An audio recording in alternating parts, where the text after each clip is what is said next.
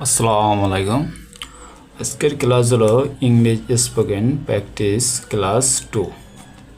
এখানে প্রথম যে sentence I have a diary, হ্যাঁ আমার একটা ডায়েরি আছে।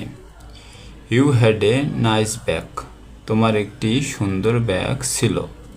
এখানে হ্যাভ অর্থ হলো কি আছে, আর হ্যাড অর্থ হলো কি ছিল। ওকে, দেন এনে কি বলছে,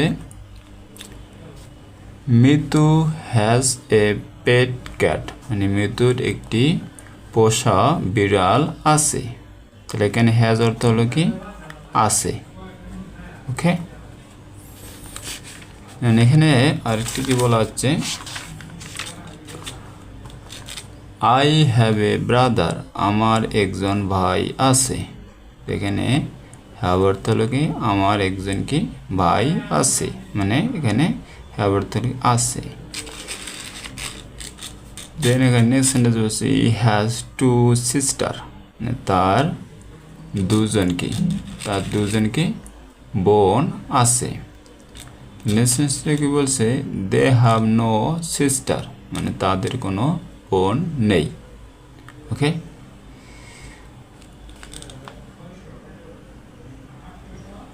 এখন আমরা একটু শর্টস দেখবো। এখানে কি বলছে, আই হ্যাড মানে কি আমার ছিল।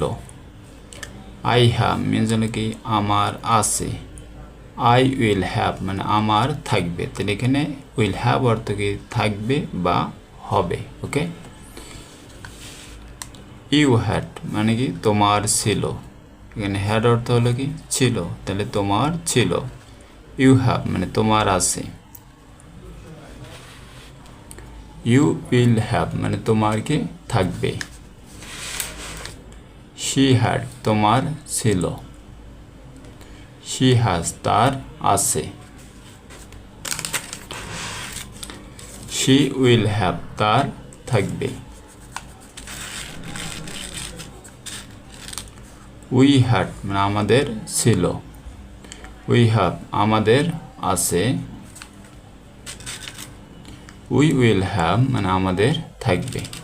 ওকে, এখানে মেন যে তারপর যে মেন কথা হলো, তাহলে হ্যাভ হ্যাড এবং এর অর্থ হলো কি আছে এবং কি ছিল, আর উইল হ্যাভ এর অর্থ হলো আপনার থাকবে। হ্যাঁ, তাহলে এইভাবে আপনারা কি অনেকগুলো বাক্য এভাবে তৈরি করতে পারবেন, এবং কি ইংরেজিতে কথা বলার জন্য খুবই একটি কি উপযোগী হ্যাভ, হ্যাড এবং উইল হ্যাভের ব্যবহার এবং হ্যাজ। ঠিক আছে, তো আশা করি আপনারা এই ভিডিওটি ভালোভাবে বুঝেছেন, এবং কি স্ট্রাকচার প্রতিদিন আমার ইংলিশ স্পোকেন প্র্যাকটিস ক্লাস যদি করেন, তাহলে ইনশাআল্লাহ কি আপনারা ইংরেজিতে কথা বলার জন্য সহজ হবে এবং ইংরেজিতে কথা বলতে পারবেন। এবং আমার যে ট্রান্সলেশন ভিডিওগুলো আছে প্লেলিস্টে অবশ্যই দেখবেন, তাহলে আপনারা আরও ইংরেজি প্রপারলি এক্সপার্ট হয়ে যাবেন ইনশাআল্লাহ। Thank you so much guys for watching this video. If you like my video, please subscribe this channel. Next video I will upload tomorrow 8 p.m. okay.